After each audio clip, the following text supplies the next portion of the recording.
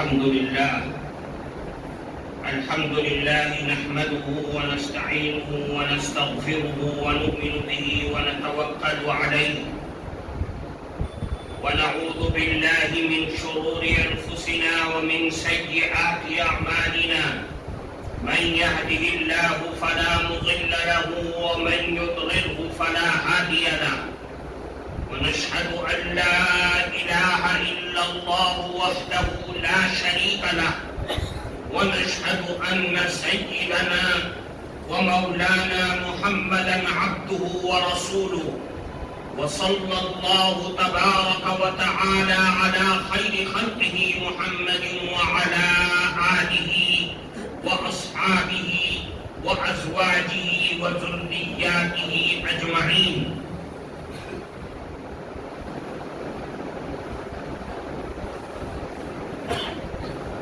باب قول الله ونضع الموازين القسط ليوم القيامة وإن أعمال بني آدم وقولهم يوزن.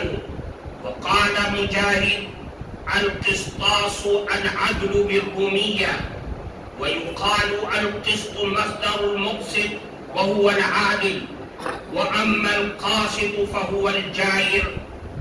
حدثنا أحمد بن أشكاب قال حدثنا محمد بن فضيل عن عمارة بن القعقاع عن أبي زرعة عن أبي هريرة رضي الله تعالى عنه قال قال النبي صلى الله عليه وسلم كلمتان حبيبتان للرحمن خفيفتان على اللسان ثقيلتان في الميزان سبحان اللہ وبحمدہ سبحان اللہ العظیم.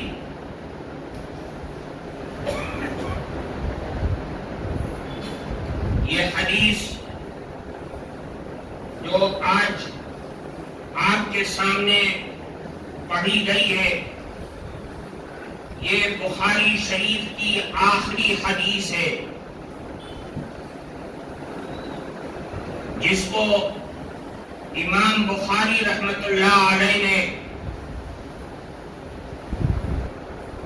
اپنی اس عظیم الشان کتاب میں سب سے آخر میں ذکر کر کے تمام امت مسلمہ کو قیامت تک آنے والی نسل انسانیت جو رسول اللہ صلی اللہ علیہ وسلم کی رسالت اور اللہ رب العزت والجلال کی وحدانیت پر ایمان و یقین رکھتے ہیں ان کو ایک عظیم الشان سبق عطا کیا ہے. اس حدیث کے اندر امام بخاری رحمت اللہ علیہ نے جو باب قائم کیا ہے وہ باب جس کا مقصد یہ بتانا ہے کہ اللہ رب العزت والجلال قیامت کے دن جب اس کا دربار لگا ہوگا اور تمام آدم کی اولاد وہاں جمع ہوگی میدان محشر میں تو اللہ ہر انسان کے اعمال کو تولے گا اور اس کے وزن کے مطابق اللہ رب العزت والجلال جنت میں اس کو مقام عطا فرمائیں گے. قرآن کریم کی ایک آیت اپنے اس مقصد میں حضرت امام بخاری رحمت اللہ علیہ نے پیش کیا ہے کہ وَنَضَعُ الْمَوَازِينَ الْقِسْطَ لِيَوْمِ الْقِيَامَةِ کہ اللہ تبارک و تعالی قیامت کے دن ترازو میں انسان کے اعمال کو رکھیں گے اور اس کو تولیں گے. در حقیقت یہ ان لوگوں کا رد ہے، ان لوگوں کا جواب ہے جو یہ اعتقاد پیش کرتے تھے کہ انسان کے اعمال کو تولنے کی جو بات قرآن اور حدیث کے اندر پیش کی گئی ہے وہ ہماری سمجھ سے باہر ہے، اس لیے کہ انسان کے اعمال تو اعراض ہیں، اس کو کیسے تولا جائے گا؟ ہم اس کو اپنی آنکھوں سے بھی نہیں دیکھ رہے ہیں، اس کا کوئی جسم نہیں ہے، انسان نے عمل کیا اور عمل کر کے ختم ہو گیا، اب اس کو تولنے کا کیا مطلب ہو سکتا ہے؟ اس زمانے کے جو باطل فرقے تھے ان فرقوں میں معتزلہ جو اس زمانے میں عروج کو پہنچا ہوا تھا، اس کا یہ اعتقاد تھا کہ انسان کے اعمال نہیں تولے جا سکتے، لیکن اس کے برخلاف اہل سنت والجماعت کا یہ متفقہ فیصلہ ہے اور ایمان بھی ہے کہ اللہ کی ذات اور صفات سب یقینی ہے اور ہر مسلمان کا اس پر اعتقاد رکھنا ایمان کی بنیادی ضرورتوں میں سے ایک ضرورت ہے۔ اہل سنت والجماعت معتزلہ کے خلاف یہ کہتے تھے کہ انسان کے اعمال تولے جائیں گے، اس لیے کہ قرآن کی آیت کہہ رہی ہے، رسول اللہ کی حدیثیں بتلا رہی ہے کہ انسان کے اعمال تولے جائیں گے، چاہے وہ اعراض ہوں، چاہے وہ جواہرات میں سے ہوں، چاہے وہ جسم کی شکل میں ہو اور چاہے غیر جسم کی شکل میں ہو، انسان کے اعمال تولے جائیں گے، اس سے کوئی انکار نہیں کر سکتا ہے۔ یہ اس زمانے کی بات تھی جب اس کو سمجھنا تھوڑا مشکل تھا، لیکن آج کی اس چلتی ہوئی دنیا میں جہاں سائنس کا عروج ہے، آج کے دور میں اعراض کو تولنا تو کوئی مشکل ہی نہیں ہے۔ انسان ہواؤں کو تولتا ہے، بخار کو ناپتا ہے، کوئی مشکل چیز نہیں ہے۔ آج کے دور میں اس کو سمجھنا مشکل نہیں ہے، لیکن اس زمانے میں ایک مشکل مسئلہ تھا جس کو معتزلہ اپنی اڑتی ہوئی عقل سے فیصلہ لیے بیٹھے ہوئے تھے کہ قیامت کے دن اعمال تولے نہیں جائیں گے۔ امام بخاری رحمت اللہ علیہ اس حدیث کو لا کر کے یہ رد کرتے ہیں اور ساری امت مسلمہ کے سامنے قرآن و حدیث کے اس مسئلے کی وضاحت کرتے ہیں کہ نہیں، ہم اہل سنت والجماعت ہیں، ہم صحابہ کرام رضوان اللہ علیہم اجمعین کے علم و عمل کے امیر ہیں، رسول اللہ کی رسالت کو ماننے والے ہیں، آپ کی زبان مبارک سے نکلے ہوئے کلمات چاہے وہ کوئی بھی ہو، عقائد کی شکل میں ہو، اعمال کی شکل میں ہو، ہم سب پر ایمان و یقین رکھتے ہیں اور اس سے بڑھ کر کے قرآن کی آیات پر، اس کے احکامات پر عمل کرنا ہم اپنی نجات کا ذریعہ سمجھتے ہیں۔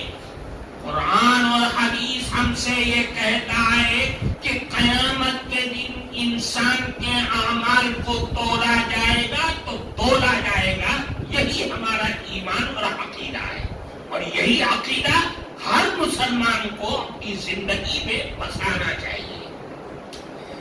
اعمال کو تولا جائے گا، اعمال کو تولا جائے گا، کس انداز سے تولا جائے گا؟ اس سلسلے میں محدثین کے درمیان بھی تین باتیں جو محدثین نقل کرتے ہیں۔ اعمال کو تولا جائے گا جیسا کہ اس حدیث کے اندر امام بخاری رحمت اللہ علیہ نے قرآن کی آیات کو رکھ کر کے پیش کیا ہے۔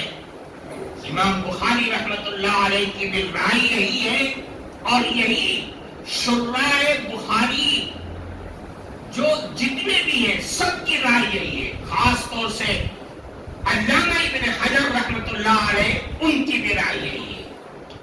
اور اس کے علاوہ حضرت عبداللہ ابن عمر رضی اللہ تعالی عنہما ہیں، وہ کہتے ہیں کہ انسان کے اعمال کو نہیں بلکہ اس کے نام اعمال کو تولا جائے گا، یعنی اس رجسٹر رجسٹر میں اللہ رب العزت والجلال انسان کے اعمال حسنہ اور اعمال بد کو لکھتا ہے. جو فرشتے اچھے اعمال لکھتے ہیں یا برے اعمال لکھتے ہیں ان رجسٹر کو تولا جائے گا, ترازو کے اندر رکھا جائے گا. اور اس کے علاوہ ایک تیسری رائے اور بھی ہے. بعض حضرات یہ کہتے ہیں کہ نہیں, بلکہ خود صاحب عمل کو تولا جائے گا ترازو کے اندر. جو عمل کر کے انسان دنیا میں آیا ہے اس انسان کو ترازو کے اندر رکھا جائے گا کہ تیرے اندر وزن کتنا ہے. اور وزن اس کا مطلب یہ ہے کہ اچھے اعمال کر کے آیا ہے تو تیرا وزن بھی بھاری ہوگا, اور اگر برے اعمال کر کے آیا ہے تو تیرا وزن قیامت کے دن ہلکا ہو جائے گا. یہ تین رائے ہیں کہ اعمال تولا جائے گا, دوسری روایت یہ ہے کہ رجسٹر کو تولا جائے گا, تیسری بات یہ ہے کہ خود صاحب عمل کو تولا جائے گا. ان تینوں کے پاس دلیلیں موجود ہیں. یہ ہوائی فائل نہیں ہے کہ جس نے جو منہ میں آیا کہہ دیا, نہیں. علامہ ابن حجر رحمت اللہ علیہ جس کی تصریح کر رہے ہیں امام بخاری رحمت اللہ علیہ, جس بات کو پیش کر رہے ہیں کہ اعمال کو تولا جائے گا, اعمال کو تولا جائے گا. دلیل کیا ہے؟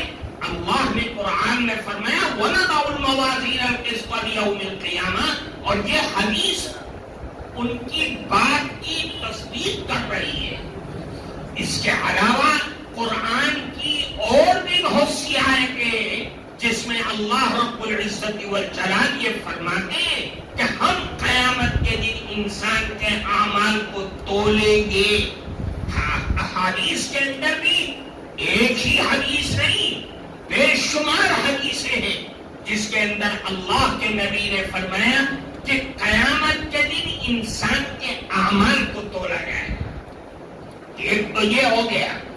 دوسری بات وہ جو حضرت عبداللہ ابن عمر رضی اللہ تعالی عنہما فرماتے ہیں کہ نہیں, انسان کے نامہ اعمال کو نہیں, اعمال کو نہیں بلکہ نامہ اعمال کو تولا جائے گا. اس رجسٹر کو تولا جائے گا جس میں اللہ رب العزت والجلال کے فرشتوں نے انسان کے رات اور دن کے اعمال کو لکھا ہے. اس کے پاس بھی دلیل ہے. وہ فرماتے ہیں دیکھو حدیث میں آتا ہے کہ ایک بندہ اللہ کا قیامت کے دن اللہ کے دربار میں پیش کیا جائے گا اور اس کے 99 دفتر ہوں گے, 99 نامہ اعمال ہوں گے, اور ہر دفتر اتنا لمبا ہوگا جہاں تک نگاہ جائے گی. پھر اللہ فرمائیں گے کھولو اس کو, دیکھو انسان کے نامہ اعمال لکھے ہوئے, جو کالی کرتوت دن اور رات اس نے کیا ہے سب لکھا. اللہ فرمائیں گے بتا جو تو نے دنیا میں کیا ہے میرے فرشتوں نے ان کو لکھا ہے یا کمی زیادتی کی ہے. وہ کہے گا بندہ کیا ہے اللہ, کوئی ظلم نہیں کیا, جو میں نے کیا تھا اپنی زندگی میں آپ کے فرشتوں نے وہی لکھا ہے اور کچھ نہیں اس کے اندر لکھا ہے, سب صحیح ہے. اب تو پھنس گیا, اس نے اقرار کر لیا اپنے جرم کا. اللہ تعالیٰ فرمائیں گے ایک رقعہ, ایک کاغذ کا ٹکڑا دیں گے, اور اس ٹکڑے میں کیا ہے؟ اس ٹکڑے میں لکھا ہوگا اشہد ان لا الہ الا اللہ. یعنی جو کلمہ اس نے دنیا میں کبھی بھی کسی بھی لمحے کے اندر انتہائی صداقت اور سچائی اور ایمان اور یقین کے ساتھ ایک مرتبہ بھی اس نے کلمہ لا الہ الا اللہ پڑھا ہوگا, وہ کلمہ لا الہ الا اللہ اس کاغذ کے ٹکڑے میں رکھا ہوگا اور کہیں گے اللہ رب العزت والجلال لے جاؤ اس ٹکڑے کو اور اس ترازو کے دوسرے پلڑے میں رکھو.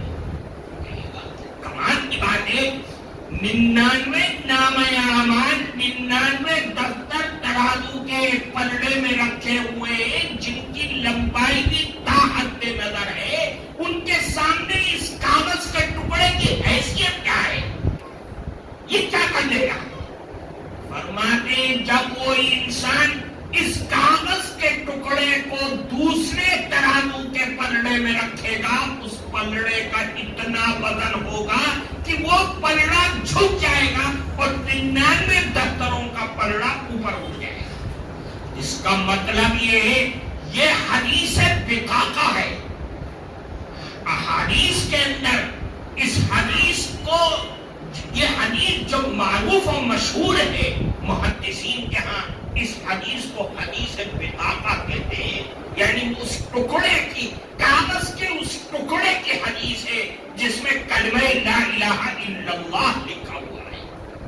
اس سے پتہ چلتا ہے کہ انسان کے نام اعمال کو تولا جائے گا۔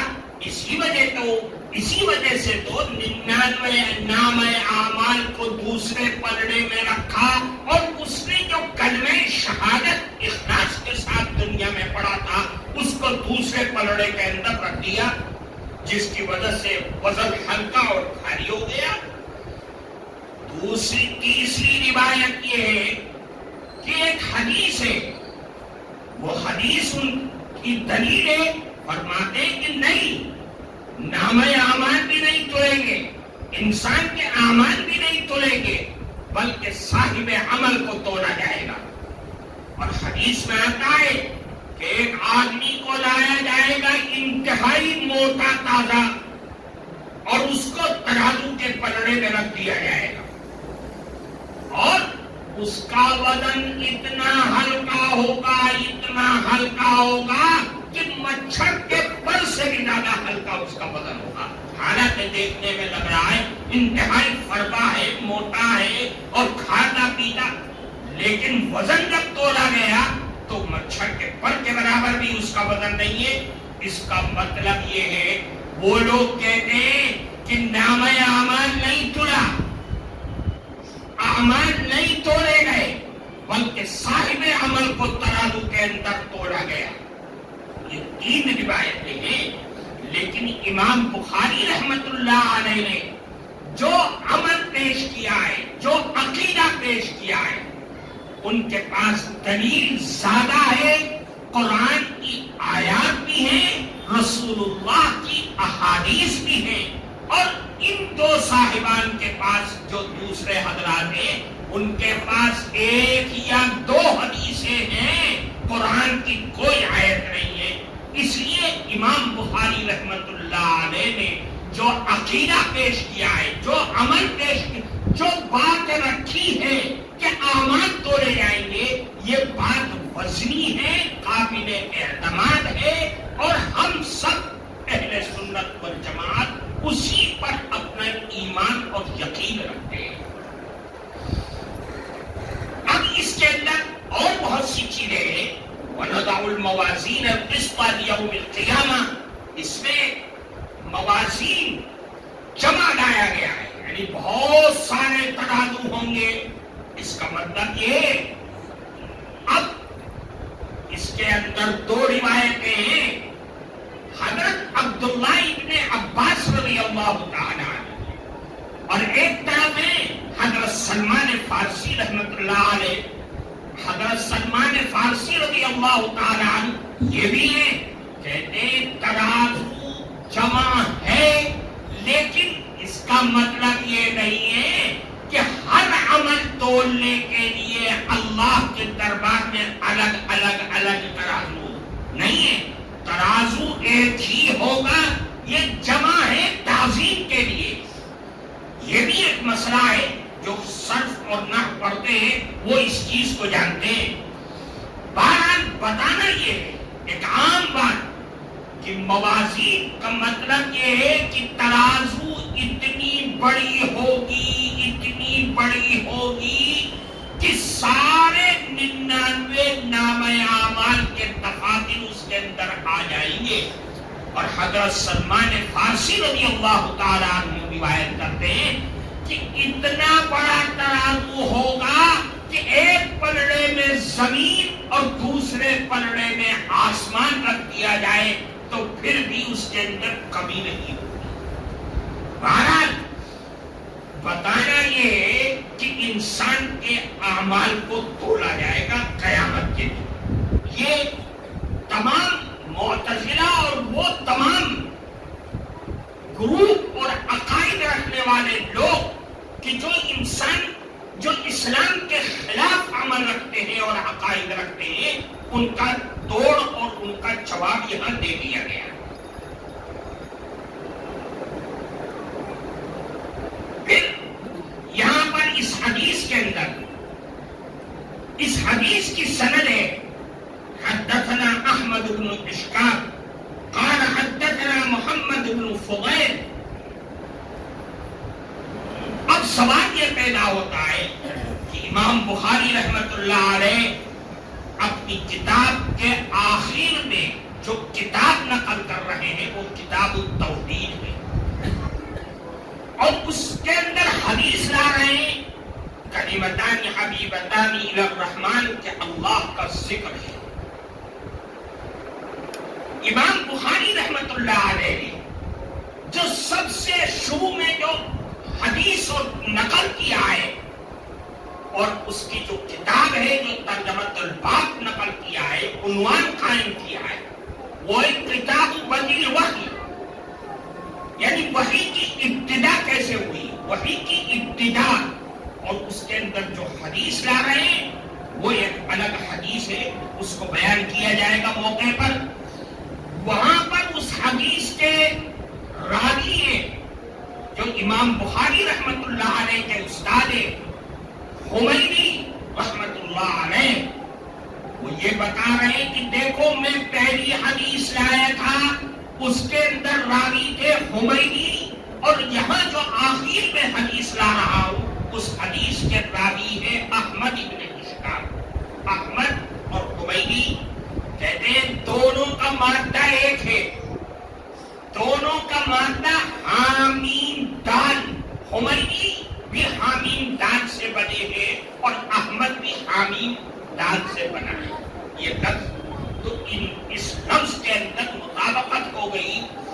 دوسری چیز یہ ہے کہ حمیدی وہاں آئے اور یہاں احمد ابن اشکاب ہے، ایک مکی ہے اور ایک یمنی ہے جن کا تعلق حضرموت سے ہے، جو مدینہ منورہ کے انصار کے رشتے میں ہے اور انہی کی نسل میں سے ہے. حدیث ایک لا کر کے بتا رہے ہیں کہ دیکھ وحی کی ابتدا ہوئی ہے مکہ مکرمہ سے اور اس وحی کی انتہا ہے مدینہ منورہ کے اندر.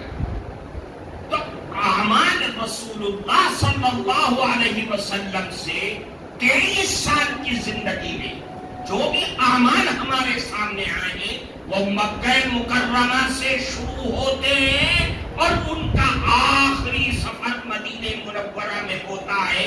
اس لیے پہلی حدیث سے لے کر کے آخری حدیث تک مکی اور مدنی زندگی کو جوڑ کر کے رکھتے، یہ جوڑ پیدا کر دیا. اور پھر یہ بتلانا کہ دیکھ وہاں وحی کی ابتدا ہوئی، یہ سمجھ لو، اور ہر مسلمان سمجھتا ہے کہ ہم صبح سے شام تک جو عمل کرتے ہیں رسول اللہ کی سنت ہو یا ہمارا قرآن کی آیات ہو یا رسول اللہ کی احادیث ہو، ان سب کا تعلق وحی سے. اللہ نے حضرت جبریل امین کے ذریعے قرآن کی آیات کو بھیج کر کے 23 سال کے اندر قرآن کو مکمل فرمایا. اور جو رسول اللہ اپنی زبان سے بولتے ہیں قرآن تو یہی کہتا ہے ان هو الا وحی یوحی، کہ جو اللہ چاہتا ہے رسول اللہ کی زبان مبارک پر وہی کلمات آتے ہیں. اس لیے وہی ایک بنیاد ہے. اللہ تعالیٰ نے حضرت آدم علیہ نبینا علیہ الصلوۃ والسلام کو دنیا میں بھیجا اور بھیجنے کے بعد فرمایا کہ دیکھو تم دنیا میں جا تو رہے ہو، جاؤ، لیکن یاد رکھنا تمہارے لیے کے لوگوں کے لیے وہی عمل قابل قبول ہوگا جس کو میں بھیجوں گا. جو اس پر عمل کرے گا وہ نجات پائے گا، اور جو اس سے بھاگے گا اور نفرت کرے گا اس کے لیے دنیا اور آخرت میں کوئی ٹھکانہ نہیں ہے. اللہ کے دربار میں توحید ہے. اس لیے پتا چلا کہ وہی بنیاد ہے ہر مسلمان کے ایمان اور عقیدے اور اس کے اعمال کے لیے. اس لیے اللہ کے نبی نے اپنا رسالتی سفر، قرآن کا سفر ہو یا شب و روز کی زندگی کا سفر ہو، یہ وحی سے شروع کیا ہے. اور اللہ نے سب سے پہلے وحی رسول اللہ کے سینے مبارک پر اتارا، وہ ہر مسلمان جانتا ہے. اس لیے فرمایا کہ پہلی حدیث اور آخری حدیث کے اندر امام بخاری رحمت اللہ علیہ نے مطابقت پیدا کر. اب چلیے آگے. فرماتے ہیں اس حدیث کے اندر امام بخاری رحمت اللہ علیہ نے جو چیز فرمائی وہ ہر مسلمان کے لیے قابل عمل ہے. فرماتے ہیں کلمتانی حبیبتانی الی الرحمن. اے لوگوں، دو کلمے رحمان کو بہت پسند ہیں. دو کلمے رحمان کو بہت پسند ہیں. رحمان اللہ کے ناموں میں سے ایک نام ہے رحمان. اس رحمان کو لا کر کے کوئی اور نام بھی ذکر کر دیتے نہیں. رحمان بتانا یہ ہے کہ رحمان یہ اللہ کے ناموں میں سے ایک بڑا نام ہے جس میں اللہ کی رحمت چھوڑی ہوئی ہے. اللہ کے غضب اور غصے کی آگ کو ختم کرنے کے لیے رحمان کے اندر اللہ نے وہ مادہ رکھا ہے کہ جس مادے کی وجہ سے اللہ کا غصہ ٹھنڈا ہو جاتا ہے. اللہ کے غصے پر رحمان کی صفت غالب آ جاتی ہے. اللہ کے نبی نے فرمایا کہ عرش پر لکھا ہوا ہے کہ میری رحمت میرے غصے پر غالب ہے. اس کا مطلب یہ ہے کہ اللہ کی رحمت کا ٹھاٹے مارتا ہوا سمندر اس کے غصے کو ٹھنڈا کر دیتا ہے. اس لیے فرمایا کلمتانی حبیبتانی الی الرحمن. دو کلمے اللہ کو بے پناہ پسند ہے. ایک بات پھر فرمایا خفیفتان علی اللسان. زبان پر بہت ہلکے، اتنے ہلکے ہیں ہر آدمی جس نے کبھی مدرسے کا منہ بھی نہ دیکھا ہو وہ بھی اس کلمے کو پڑھ سکتا ہے. ہر آدمی شہری دیہاتی عالم جاہل ان پڑھ گنوار رکشہ چلانے والا ٹھیلر ہر آدمی اس کلمے کو پڑھ سکتا ہے. کیوں؟ اس لیے اس زبان پر بہت ہلکے ہیں. ان کو ادا کرنے میں پسینہ نہیں چھوٹتا، ان کو ادا کرنے میں زبان کو مروڑنا نہیں پڑتا، زبان کو توڑنا نہیں پڑتا. اتنے ہلکے ہیں. ایک بات. تیسری بات فرمائی ثقیلتان فی المیزان. یہ نہ سمجھنا کہ زبان پر ہلکے ہیں تو قیامت کے دن بھی ہلکے ہوں گے. نہیں، ان کا وزن قیامت کے دن بہت بھاری وزن ہوگا. اس کو جب نام اعمال میں جب ترازو میں تولا جائے گا تو اس کا وزن اتنا بھاری ہوگا کہ ترازو کا پلڑا جھک جائے گا. وہ کیا ہے کلمے؟ فرمایا سبحان اللہ و بحمدہ سبحان اللہ العظیم. سبحان اللہ و بحمدہ ایک کلمہ، سبحان اللہ العظیم یہ دوسرا کلمہ ہے. امام بخاری رحمت اللہ علیہ اس بات کی طرف اشارہ کر رہے ہیں. دیکھ، میں نے اخلاقیات پر حدیثیں لکھی، طہارت اور نماز پر بھی لکھ دیا، روزہ حج تمام اعمال پر لکھ دیا، عقائد بھی، عبادات بھی، معاملات بھی، معاشرت بھی، اخلاقیات، سب پر لکھ دیا ہے۔ لیکن یاد رکھ، ان تمام عبادتوں کے اندر جان اور روح پیدا ہوگی اللہ کے ذکر سے۔ اگر اللہ کا ذکر نہیں ہے، تیری ساری عبادت کھوکھلی ہو جائے گی۔ تیری نماز، تیرا روزہ، تیرا حج، سب کھوکھلے۔ تیری تمام اسلامی بنیادوں کے اندر جو جان پیدا کرنے والی چیز ہے وہ اللہ کا ذکر ہے، اللہ کا نام ہے۔ اللہ کا کے نام کی وٹ لگانا انسان کو دنیا سے، آسمان زمین سے اٹھا کر کے عرش پر پہنچا دیتا ہے۔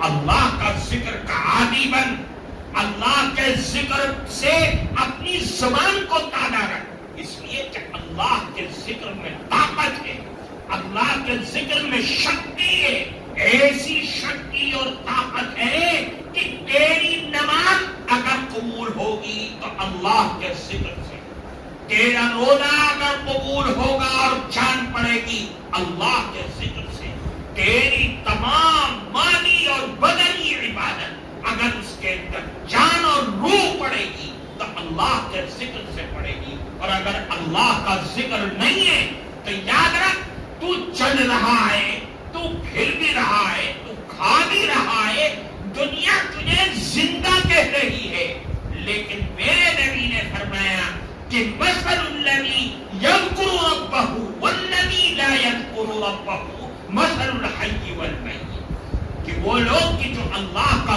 ذکر کرتے ہیں اور وہ لوگ کہ جو اللہ کا ذکر نہیں کرتے، ان کی مثال ایسی ہے جیسے زندہ اور مردہ۔ کیا مطلب؟ کہ جو اللہ کا ذکر کرتے ہیں وہ زندہ ہیں، جو اللہ کا ذکر نہیں کرتے ہیں وہ باوجود زندہ رہنے کے مردہ ہیں۔ اللہ کے نزدیک ان کی زندگی کی کوئی حیثیت نہیں۔ اللہ کا ذکر کتنا ہے؟ قرآن کہتا ہے صرف ایک چیز اللہ کے ذکر کے بارے میں کہ اللہ کا ذکر کتنا کرو، اذکروا اللہ ذکرا کثیرا، بے پناہ ذکر کرو، بے شمار ذکر کرو، چلتے پھرتے اٹھتے بیٹھتے کتنا کرو، اذکروا اللہ قیاما وقعودا وعلی جنوبہم، اللہ کا ذکر کرو، لیٹے بیٹھے اللہ کا ذکر کرو، کروٹوں لیتے ہو پھر بھی اللہ کا ذکر کرو، بیٹھے ہو پھر بھی اللہ کا ذکر کرو، کھڑے ہو پھر بھی۔ ان تین شکلوں کے علاوہ تو کوئی صورت ہے نہیں۔ یا تو آدمی کھڑا ہوگا، یا آدمی بیٹھا ہوگا، یا آدمی لیٹا ہوگا۔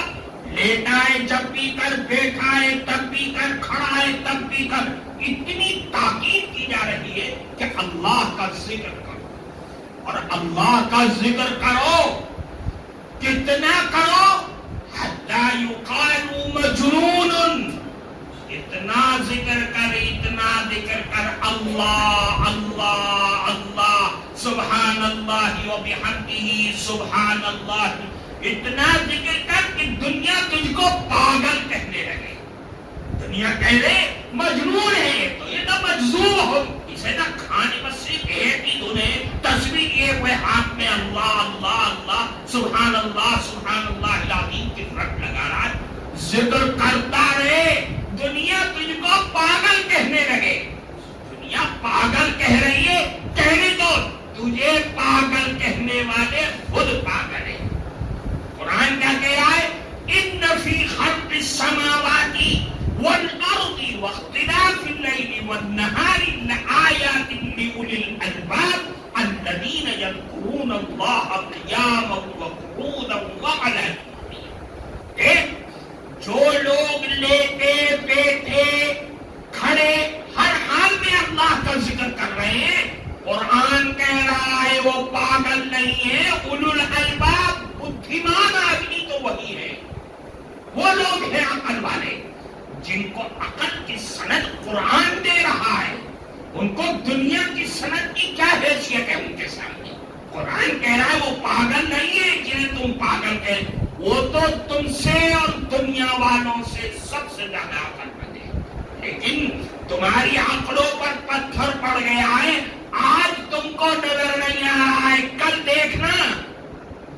ایک صحابی اللہ کے نبی کے پاس آئے، کہا، سوال کیا کہ اللہ کے نبی یہ بتائیے ای العباد افضل وارفع درجۃ عند اللہ یوم القیامہ۔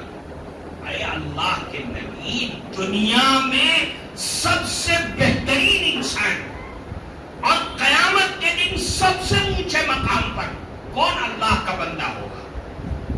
سوال تو بڑا ٹیڑھا تھا۔ یہ بتانا کہ دنیا میں یہ جو آدم کی اولاد ہے، یہ انسان سب سے اچھا ہے، تو دنیا تو اس کو پوجنے لگے گی۔ اللہ کے نبی نے فرمایا، سنو، دنیا میں سب سے بہترین انسان اور قیامت میں سب سے اونچے مقام پر وہ لوگ ہوں گے۔ فرمایا کہ جو مرد اور عورت اللہ کا کثرت سے ذکر کرنے والے ہیں، دنیا میں جو کثرت سے زیادہ سے زیادہ جو مرد یا جو عورت اللہ کا ذکر کرتے ہیں، وہ سب سے بہترین انسان ہے اللہ کے یہاں، دنیا میں بھی اور قیامت کے روز حشر کے میدان میں بھی۔ وہ اور ایسی جگہ تم تو پاگل کہتے تھے، یہ تو سب سے اونچے پہنچ گئے ہیں۔ اس لیے اللہ کے ذکر میں شکتی اور طاقت ہے۔ یہ طاقت اور یہ شکتی آئی کہاں سے؟ یہ کیسے پیدا ہو گئی؟ اس شکتی اور طاقت کو سمجھیے۔ اس کے اندر طاقت پیدا ہوئی کہ اللہ رب العزت والجلال فرماتے کہ جو انسان دنیا میں میرا ذکر کرتا ہے، میں آسمانوں کے اوپر عرش پر بیٹھ کر کے اس انسان کو میں یاد کرتا ہوں، میں اس کا نام لیتا ہوں، اس کا ذکر کرتا ہوں۔ یہ شکتی وہاں سے آ رہی ہے، عرش کے اوپر سے آ رہی ہے۔ وہ اللہ جو ساری کائنات کا بادشاہ ہے، ایک زمین پر چلنے والے ایک چھوٹے سے ویکتی کا اگر وہاں بیٹھ کر کے ذکر کر رہا ہے، عرش پر ذکر کرے گا، ساتوں آسمانوں میں اس کا ذکر رہے گا، اس کا نام رہے گا، کیونکہ اللہ رب العزت والجلال اس کو یاد کرتے ہیں۔ اللہ کے ذکر کرنے والوں کی طاقت اور اس کے سودے وہاں سے کھلے ہوئے ہیں، اس کی ڈور وہاں بندھی ہوئی ہے۔ جو شکتی کا بادشاہ ہے، جو بادشاہوں کا بھی بادشاہ ہے، وہ بادشاہ بیٹھ کر کے تیرا نام لے رہا ہے، تجھ کو یاد کر رہا ہے، اس کا مطلب یہ ہے کہ تو کو بہت شکتیمان مانوس آدمی ہے۔ اللہ نے قرآن میں اعلان کر دیا، اذکرونی اذکرکم، اے لوگوں مجھ کو یاد کرو، میں تمہیں یاد کروں گا، میرا نام لو نا، میں تمہارا نام لوں گا۔ تم اور محدثین نے لکھا ہے، اے بندے یاد رکھ، اس سے بہتر بات یہ ہے کہ عرش پر بیٹھ کر کے اللہ تیرا نام لے رہا ہے۔ اللہ کا نام لینا، ہمارا ذکر عرش پر بیٹھ کر کے اللہ کر رہا ہے۔ اگر ہم قیامت تک زندہ رہے اور قیامت تک زندگی مل جائے اور اللہ کا ذکر کرتے رہے، اس سے بہتر ہے ایک لمحہ بھی میرا اللہ اگر عرش پر میرا نام لے لے، اس سے بڑھ کر کے کون ہو سکتا ہے؟ حضرت ابی بن کعب رضی اللہ تعالیٰ عنہ کو اسی بات پر تو حیرانی ہوئی، اور اتنی حیرانی ہوئی کہ آنکھوں سے آنسو بہنے لگے جب اللہ کے نبی نے کہا کہ اے ابی، مجھ سے اللہ نے کہا ہے کہ جاؤ ابی سے قرآن سنو۔ حضرت ابی نے کہا، اے اللہ کے نبی، کیا اللہ نے آسمان پر میرا نام لیا ہے؟ کہاں تمہارا نام لے کر کے کہا ہے؟ حضرت ابی بن کعب بے پناہ ہونے لگے کہ میرا اللہ میرا نام آسمانوں پر لے رہا ہے، اس سے بہترین اور مضبوط جنت کا سرٹیفکیٹ اور ہو کیا سکتا ہے؟ اس لیے اللہ کا ذکر بنیاد ہے، ہر چیز کی بنیاد۔ اس حدیث کو امام بخاری بیچ میں بھی لا سکتے تھے، لائے، لیکن آخر میں لا کر کے پوری امت مسلمہ، ہر مرد اور ہر عورت کو یہ تعلیم دے رہے ہیں کہ دیکھ تیری زندگی کے ہر لمحے کے لیے ہر چھوٹے بڑے اعمال میں اگر جان ڈال سکتی ہے تو وہ اللہ کا ذکر ہے. اللہ کا ذکر کرو, اللہ کا ذکر بڑھ, اللہ کا ذکر کرے اور تو جہنم میں رہے, ایسا نہیں ہو سکتا. حدیث میں آتا ہے اللہ جب جنتی جنت میں چلے جائیں گے, جہنمی جہنم میں چلے جائیں گے, پھر اعلان ہوگا. فرماتے ہیں اعلان فرمائیں گے اخرجوا من النار من ذکرنی یوما, اے لوگوں جہنم کی آگ سے نکال لاؤ ان لوگوں کو جنہوں نے دنیا میں ایک لمحہ بھی میرا ذکر کیا ہو, میرا نام لیا ہو. ایک لمحہ یاد کرنے میں جنت میں رہ جائے, اللہ کا نام لے اور جہنم میں رہے, اللہ کے نام کی رٹ لگائے اور جہنم, ایسا نہیں ہو سکتا ہے. اللہ کے نام کی رٹ لگاتا تھا اس لیے نکال لاؤ. رٹ لگانے والا تو جائے گا نہیں جس نے ایک لمحہ بھی اللہ, جس نے ایک لمحہ بھی سبحان اللہ و بحمدہ یا سبحان اللہ العظیم پڑھ لیا, سمجھ لو کہ اب اس کی زندگی کے وہ لمحات جو ابدی ہیں وہ جہنم میں نہیں جنت ہی کے اندر گزریں گے. اس لیے کہ اللہ کا ذکر بہت شکتیشالی چیز ہے, طاقتور چیز ہے, ایسی طاقت جو کسی میں نہیں ہے. اس لیے فرمایا دیکھ اشہد ان لا الہ الا اللہ, لا الہ الا اللہ, یہ بہت وزنی چیز ہے, وزنی ذکر ہے.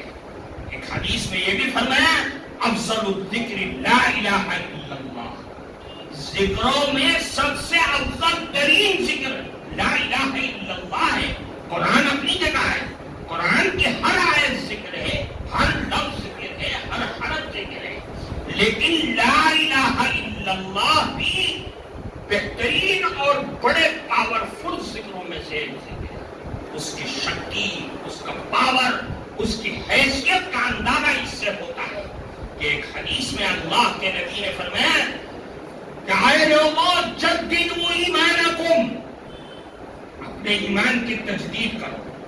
کیا مطلب؟ اے مسلمانوں گاہے بگاہے ہر مجلس کے اندر اٹھتے بیٹھتے اپنے ایمان کی تجدید کرو, اپنے ایمان کو رینیول کرو, اپنے ایمان کی زندگی کو بڑھاؤ. صحابہ کو بڑی حیرت ہوئی, قالوا کیف نجدد ایماننا, اے اللہ کے نبی ہم کیسے اپنے ایمان کی تجدید کریں گے؟ ذرا طریقہ تو بتلائیے. کون سے دفتر میں جائیں, کون سے آفس میں جا کر کے, کون سا فارم ہے جو بھرے جس سے ایمان رینیول ہو جائے؟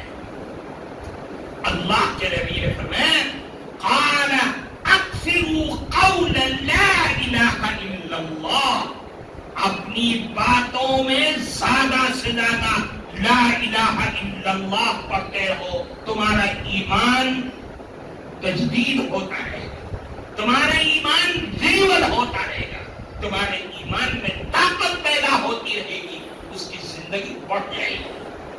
کیوں؟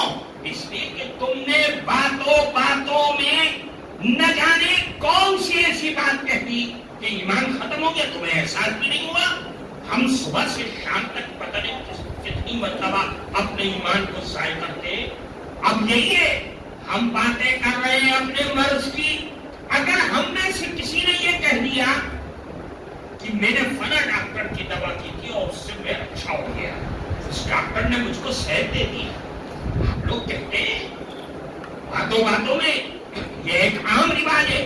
دیکھو ایمان میں کمی آ گئی, تو نے اپنے مرض کی صحت کی نسبت ایک عام آدمی ڈاکٹر کی طرف کر دیا. ارے مرض دینے والا, صحت دینے والا تو وہ اللہ ہے. اس اللہ نے مجھے کہنا چاہیے تھا کہ میرے اللہ نے مجھے فلاں ڈاکٹر کی دوا کے کے ذریعے صحت دے گی. اثر تو کرنے والی ذات تو اللہ کی ہے. اللہ کے نبی فرماتے اٹھنے سے پہلے لا الہ الا اللہ پڑھ لے, باتوں باتوں میں لا الہ الا اللہ کی عادت ڈال دے, اس لیے کہ تجھے نہیں معلوم تیرا ایمان کہاں ضائع ہو گیا اور کب ختم ہو گیا. اس لیے فرمایا اللہ کا ذکر. حضرت امام بخاری رحمت اللہ علیہ اس حدیث کو لا کر کے یہ بتلا رہے ہیں کہ اے لوگوں, اصل چیز تو اللہ کا ذکر ہے. اللہ کا ذکر کرو اور اس کی عادت ڈالو. یہی تمام عبادتوں کی جان اور تمام عبادتوں کی روح اور ہر انسان کے صبح سے شام تک کے عملی زندگی کی روح اور جان ہے.